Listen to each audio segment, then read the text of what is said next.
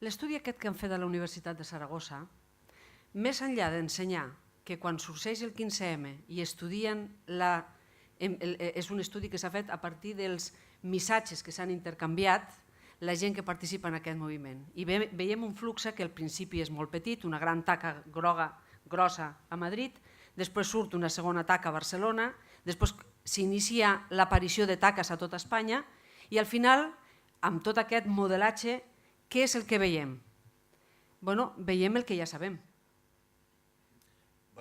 Que ja sabem que surten a sol, es produeix un efecte mimètic, la gent es comunica, que hi ha una comunicació radial, com les de les carreteres. Per què? Perquè a Espanya resulta que tenim una estructura radial, potser això seria una conseqüència interessant, tenim una estructura radial de comunicacions físiques i al final, quan estem parlant de les comunicacions de l'aire, aquelles que no tenen condicionants físics, també reproduïm l'estructura radial, amb la qual cosa aquí potser aquest estudi el que ens ensenya és com l'estructura física radial condiciona després, perquè ja produeix uns assentaments de població, etc. Quines conseqüències en treus d'això? És molt interessant el que dius, perquè la ciència a principi sempre és descriptiva, és a dir, primer has de descriure el fenomen i intentar a partir d'allà trobar els patrons que et permetin entendre el fenomen, d'acord?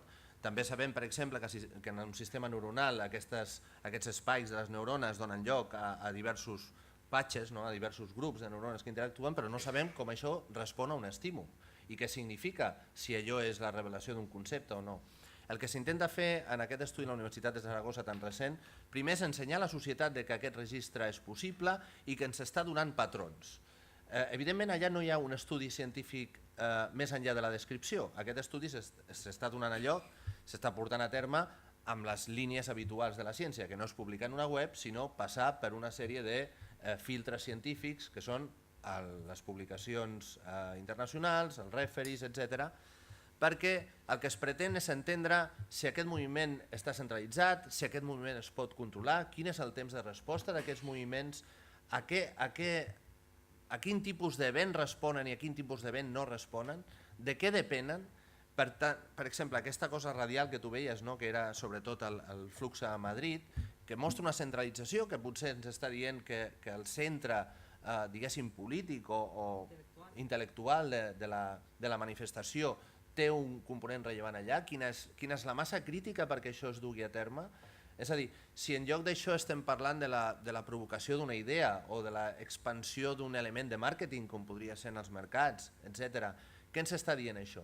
En mercats financers, per exemple, un dels estudis últims que vaig veure en aquesta línia és veure quines són les paraules clau que utilitzen els traders de borsa. I veure com davant d'un event molt negatiu, el que seria una crisi i una davallada, existeixen una sèrie de paraules amb connotacions negatives que anticipen el fenomen. Llavors, veure com aquesta societat, aquest moviment cultural, la gent està parlant quan no passa res, els traders parlen de noies i d'esports, i de sobte comencen a parlar d'efectes negatius, surt la paraula no, surt la paraula caiguda, surt la paraula nefasta, surt la paraula merda, i tot això ens indica que uns dies després hi ha una davallada brutal. És a dir, és la mateixa societat la que ens està aportant aquests elements. Per tant, la idea és anticipar-se i entendre'ls, veure com en qualsevol procés descriptiu de què depenen aquests processos. Aquest és una mica el que volem, o què es pretén d'allà. Interessant. Alguna suggerència? Suposo que sí, no? Sí, endavant, endavant.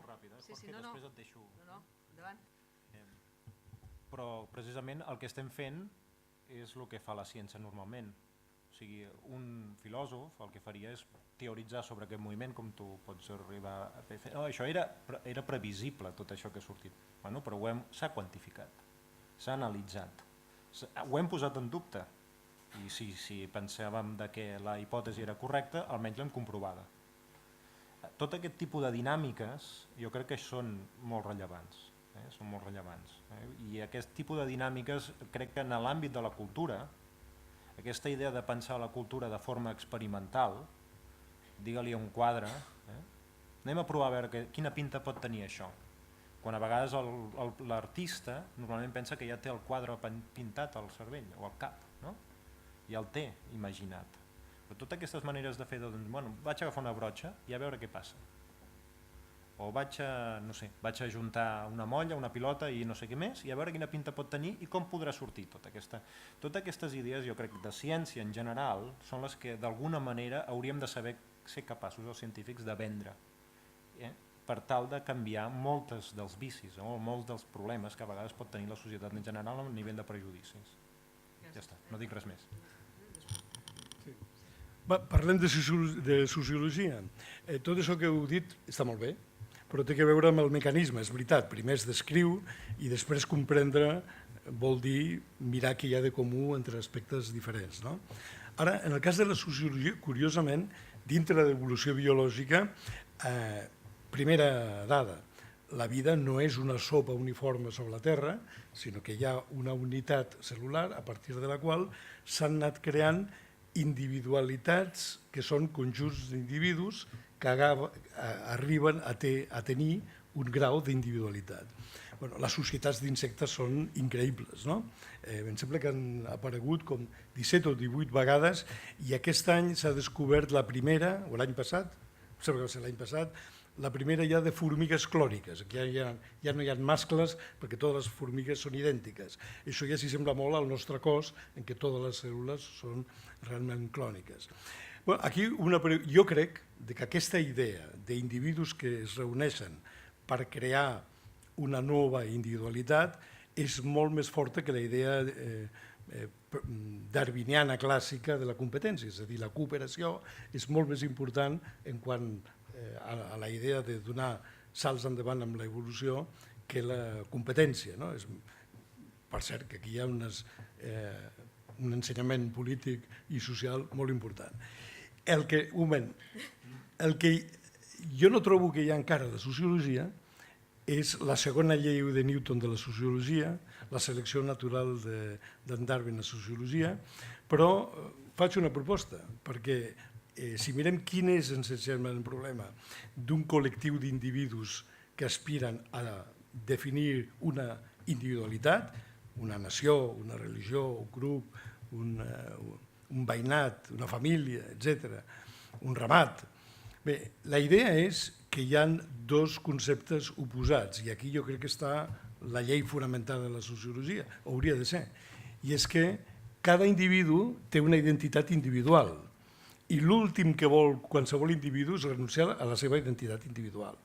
Però quan busca una individualitat en el moment del risc de l'extinció o sacrifico la meva identitat en ares d'una individualitat més gran, llavors hi ha un conflicte entre la identitat col·lectiva i la identitat individual. Jo crec que aquí està el secret. El totalitarisme, que és una ideologia en la que qualsevol dubte és clandestina, és aconseguir una cohesió social a base de matxacar i fer patir a l'individu. I en l'altre extrem, un individu que no té una individualitat a la que enganxar-se és un individu asocial que va perdut pel món. És a dir, que és un problema típic de delicadíssim equilibri el constituir una individualitat nova. Clar, hi ha un gradient, un pes d'individualitat.